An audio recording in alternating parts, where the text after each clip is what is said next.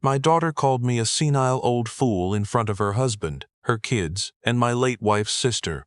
She said it like it was nothing, like I was furniture she'd grown tired of arranging around. That was the moment I knew something had gone very wrong. Not with me. With her. My name is not important. What matters is that I spent 41 years working for BC Hydro, got up at 5:30 every morning, packed my lunch because your mother said the cafeteria food would kill you faster than the job, and I never not once missed a payment on anything. The house, the car, the kids' RESP accounts.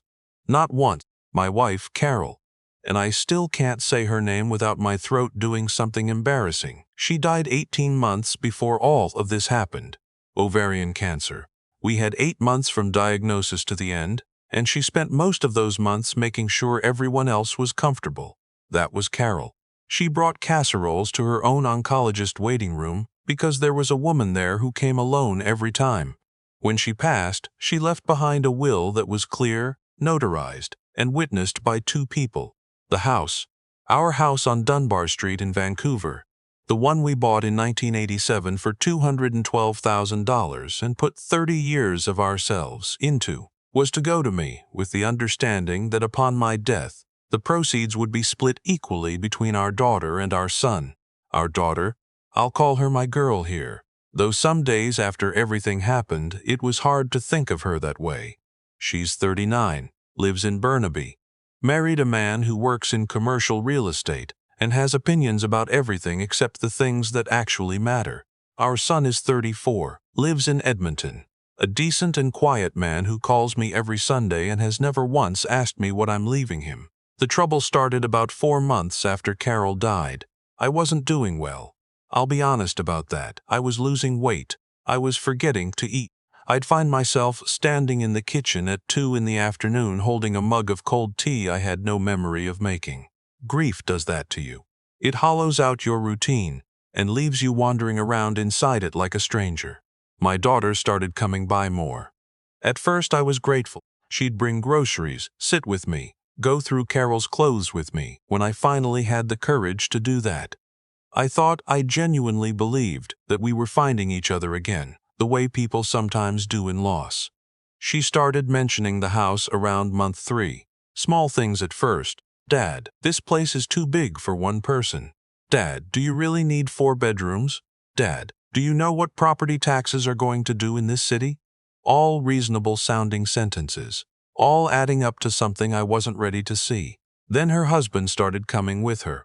He'd walk through the rooms like he was appraising them, which, I later realized, he literally was. He'd tap a wall, look at the ceiling, nod to himself. I thought he was just one of those men who asserts himself through property knowledge. I gave him the benefit of the doubt. Carol always said I gave too much benefit, not enough doubt. In month 5, they sat me down at my own kitchen table. My daughter had a folder with papers in it. She slid it across to me and told me she'd been talking to a financial advisor. Not my financial advisor. Mind you, someone she'd found. And he'd advised that the smartest thing I could do, given my age and my health and the current Vancouver real estate market, was to transfer the property into a family trust. It would protect the asset, she said. It would protect me.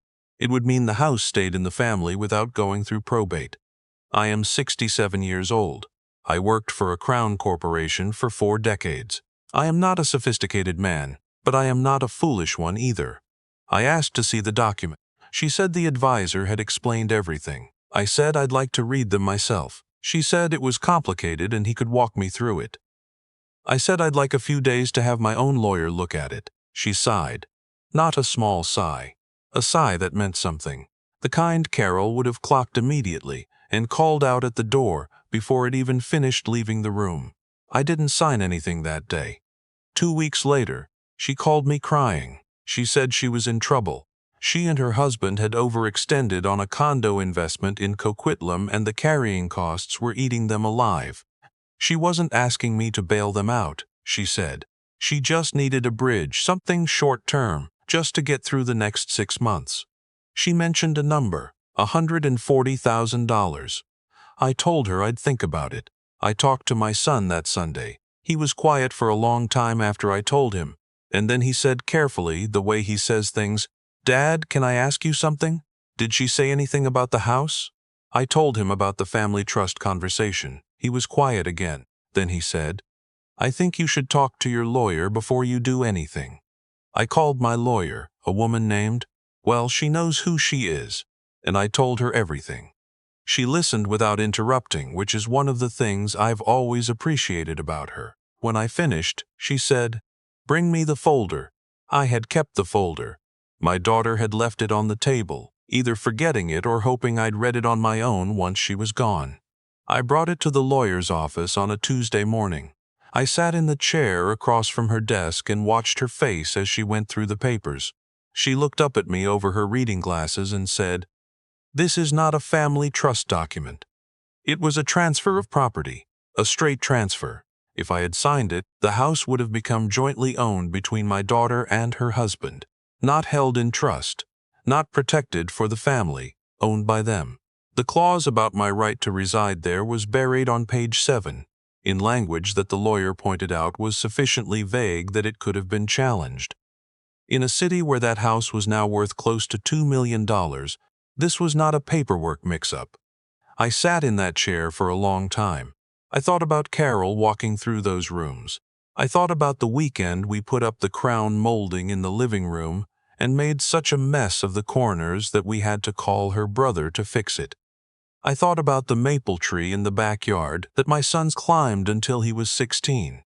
I thought about the kitchen where Carol made her bread every Saturday morning, the smell of it coming up to wake us. And I thought about my daughter sliding that folder across my kitchen table with a smile I had mistaken for kindness. I did not confront her. Not yet. That was the advice of my lawyer, and it was also my own instinct. When you've spent 41 years learning the patience that safety-critical infrastructure requires, you understand that the right move is rarely the immediate one. What I did instead was get organized. I updated my will. I did this quietly, through my lawyer, and I did it thoroughly. The house would remain mine. Upon my death, it would go to my son outright. My daughter's share would be held in a discretionary trust administered by a neutral third party, to be distributed only for specific purposes. Her children's education, documented medical expenses, things like that. She could not touch the principal. Her husband certainly could not. I also removed my daughter from the secondary cardholder position on my credit account, which she'd had for years for convenience. I moved my primary banking to a different branch. I changed the beneficiary on my RRIF. And then I called her. I invited her for dinner. Just the two of us, I said. I'd make the lamb stew Carol used to make. My daughter had always loved it. She came on a Friday evening and sat at the same kitchen table, and I put a bowl in front of her and sat down across from her. And I said, without any particular heat, "I had your documents reviewed." The look on her face told me everything I still needed to know. She tried 4 different versions of the conversation. Version 1 was that it was all a misunderstanding. The advisor had put together the wrong paperwork. Version 2 was that, yes, fine, it was a co-ownership structure, but only to protect me from creditors and estate complications. She'd been trying to help. Version 3 was that I was being paranoid and ungrateful after everything she'd done for me since Mom died. Version 4, and this was the one that did it, the one that cost her the most, the one that I imagine she replays sometimes in the quiet of the night, was that I was old, I was confused, I was grieving, and I needed people around me to make decisions because I wasn't capable of making them myself. That was when she said the thing about me being a senile old fool. Her husband wasn't in the room. It was just the two of us, and she said it with a kind of tired contempt, like she'd been thinking it for a while and had simply run out of reasons to keep it inside. I waited until she finished. Then I said, "I think you should go home now." She left without touching the stew. The following weeks were hard in a different way than grief is hard. Grief has a kind of softness underneath the pain, because what you're mourning is something that loved you. This was harder because it was a loss of a different kind, the loss of who I had believed my daughter to be. I kept reaching for the version of her I'd known, the girl who used to fall asleep against my shoulder on long drives, who called Carol 3 times a week, who stood at the podium at her mother's funeral and read Ecclesiastes in a voice that didn't break once, even though I could see her hands shaking. I don't know when the shift happened in her. I've had a lot of time to think about it, and I'm not sure I'll ever know for certain. Her husband's influence, maybe. Financial stress, certainly. A kind of ambient entitlement that grew slowly, the way those things do, until it had reshaped her enough that she could sit at her father's kitchen table, 8 months after her mother's death, and try to take his house. My son came down from Edmonton for a weekend in March. We sat in the backyard under the maple tree, and I told him everything. He listened. He asked a few questions. He said, "Dad, are you okay?" And I said, "I'm figuring out what okay looks like now." He said that was a good answer. What happened next, I didn't plan. Or rather, I planned it, but not with any satisfaction.